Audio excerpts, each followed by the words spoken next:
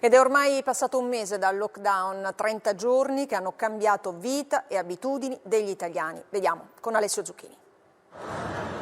Comincia tutto così, valigia in mano e passo veloce, voci che si intrecciano e rimbombano alla stazione centrale di Milano.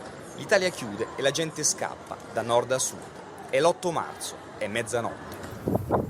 Il mese che ci ha cambiato la vita è fatto di saracinesche abbassate e aule deserte, di piazze vuote e strade desolate, di semafori che scattano inutilmente, tanto non c'è nessuno ad attraversare.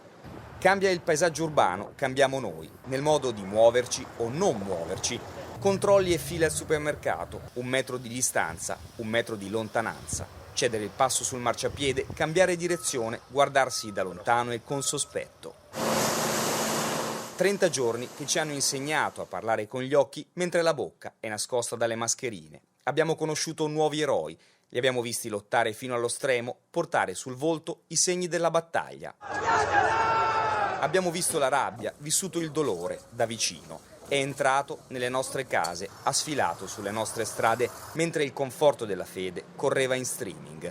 Abbiamo imparato a gioire tutti insieme per la vittoria di uno.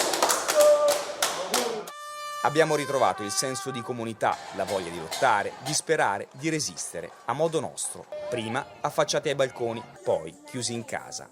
Abbiamo imparato a vivere da remoto, attaccati al computer, sognando un'ora d'aria, ma abbiamo anche imparato a guardare il mondo dalla finestra, quella che affaccia dritta sulla luna, quella luna che così bene non l'avevamo mai vista.